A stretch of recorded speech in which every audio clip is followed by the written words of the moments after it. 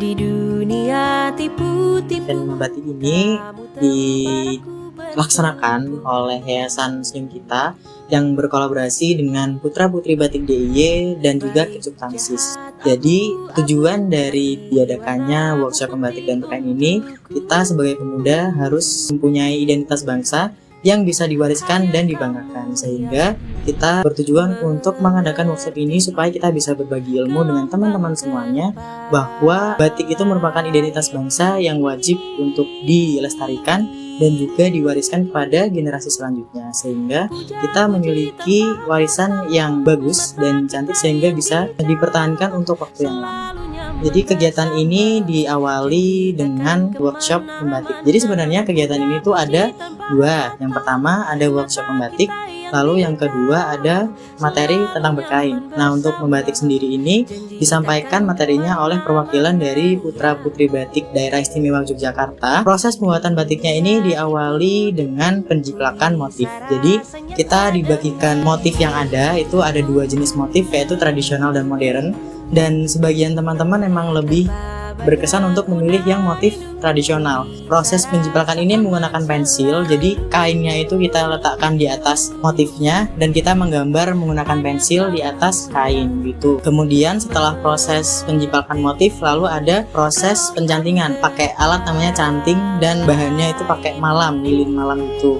Nah, kita prosesnya ada tata cara sendiri ya, tapi yang perlu diperhatikan bahwasanya cantingnya itu ada 3 bagian. Canting itu nggak asal pegang gitu ya, jadi kelingkingnya itu harus sedikit diangkat gitu, dan posisi duduknya itu juga perlu diperhatikan, ada posisi duduknya tersendiri gitu. Lalu setelah proses pencantingan, kita jemur dulu kainnya hingga kering, kemudian kita warnai. Nah, proses pewarnainya ini cukup unik sih, jadi yang diwarnai itu bukan motifnya ya, tapi keseluruhan kainnya gitu yang diwarnai. Nah, itu kemarin tuh ada 3 warna, ada biru, kuning, sama merah. Setelah warnaan kita jemur lagi, setelah kering kita basuh dulu pakai air sebelum masuk ke proses selanjutnya, yaitu proses perebusan. Nah, perebusan ini dilakukan supaya warnanya, entah itu warna batiknya atau warna kainnya, itu bisa lebih melekat ke kainnya dan nanti ketika dijemur itu nggak terlalu luntur. Nah, proses terakhir setelah perebusan itu yaitu proses penjemuran, dan ini udah benar-benar proses yang terakhir sebelum nanti benar-benar bisa jadi kain batik. Materi kedua itu tentang berkain. Materi berkain ini disampaikan oleh salah satu pejuang senyum juga, yaitu Mbak Mala. Di materi ini kita diajarkan beberapa style batik gitu ya, dan buat aku sendiri ini ternyata ilmu baru bahwasanya style batik itu nggak bisa seenak kita gitu ya, boleh, tapi ada style tertentu yang ada standar tertentu buat memakai kain batik gitu. Nah, kemarin kita diajarkan beberapa style, ada 3 ya, dan itu bisa digunakan